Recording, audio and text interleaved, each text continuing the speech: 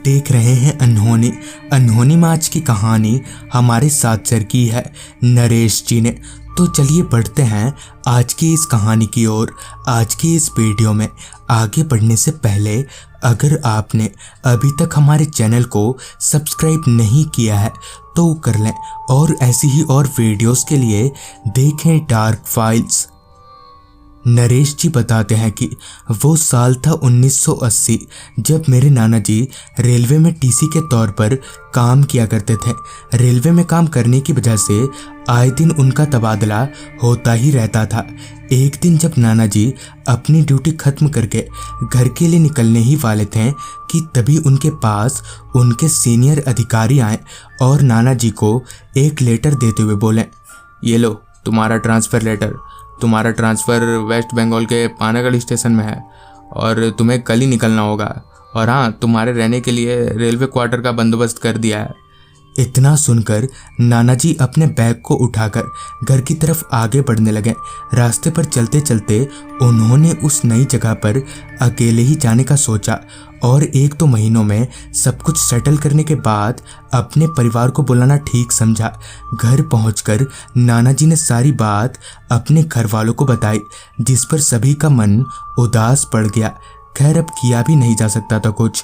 अगली सुबह नाना जी ट्रेन पकड़कर पानागढ़ के लिए निकल पड़े। पानागढ़ पहुंचकर सबसे पहले नाना जी अपने रेलवे क्वार्टर गए। वहां पहुंचकर नाना जी को रमेश नाम का एक आदमी मिला जो कि नाना जी के कमरे के बगल वाले कमरे में रहता था। थोड़ी देर और बात करने पर पता चला कि रमेश भी पेशे से टीसी है। उसकी ड्यूटी का समय और नाना जी की ड्यूटी का समय एक ही है। रमेश का भी ट्रांसफ़र अभी कुछ दिनों पहले ही हुआ था, इसलिए उसे भी इस जगह के बारे में उतनी जानकारी नहीं थी। लिहाजन उन दोनों ने एक साथ ही ड्यूटी पर जाने का तय किया। उनकी ड्यूटी दोपहर के 2 बजे के रात के 10 बजे तक की थी। ऐसे ही एक हफ्ता बीत गया और रमेश के साथ नाना जी की दोस्ती भी थोड़ी गहरी हो गई। पर नाना जी को रात के वक्त ड्यूटी से लौटते समय रास्ते पर पड़ने वाले शमशान के पास कुछ अजीब सा लगता था, पर नाना जी इस बात पर कभी उतना गौर नहीं करते थे। खैर एक रात जब नाना जी और रमेश अपनी ड्यूटी खत्म करके क्वार्टर वापस लौट रहे थे तो रास्ता पूरी तरह से सुनसान हो रखा था। ठंड की वजह से इंसान तो दूर, कोई परिंदा भी नजर नहीं आ रहा था। जैसे ही नाना जी शमशान के पास पहुंचे तो उनके पीठ में किसी ने अपने हाथ से कसकर मारा, जिस पर नाना जी ने रमेश की तरफ मुड़ते हुए बोले, क्यों रमेश, क्यों मार रहे हो मुझे? जिस पर रमेश ने कहा, मैंने कब मारा? नाना जी इसे रमेश का मजाक समझकर क्वार्टर की तरफ आगे बढ़ने लगे। घर आकर नाना जी हाथ मुंह धोकर खाना खाएं और अपने बिस्तर पर लेट गए। अभी उन्हें बिस्तर पर लेटे करीबन 10 से 15 मिनट ही हुआ होगा कि अचानक ही उनको बहुत तेज गर्मी लगने लगी। नाना जी को समझ में नहीं आ रहा था कि इतनी ठंड में उन्हें इतनी तेज गर्मी क्यों लग रही है। जब पानी सर से ऊपर चढ़ गया तब नाना जी ने रमेश को बुलाना ही ठीक समझा। लिहाजन नाना जी ने अपने दोस्त रमेश को आवाज लगाकर बुलाया। रमेश जैसे ही नाना जी के कमरे में आया कि एकदम से चिल्ला उठा।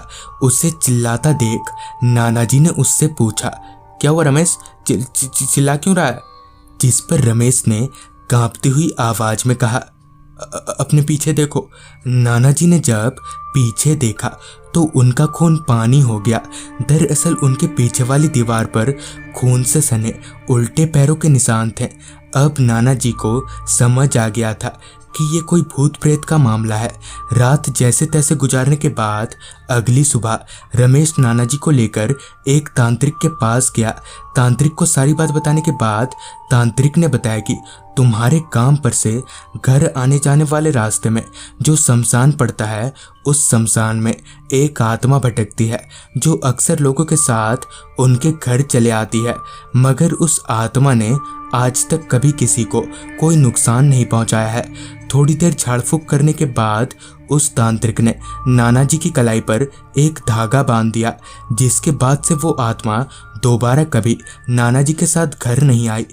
तो दोस्तों ये थी नरेश जी की भेजी गई कहानी। अगर आपके पास भी ऐसी ही कोई कहानियां हैं तो हमारे साथ ज़रूर शेयर करें।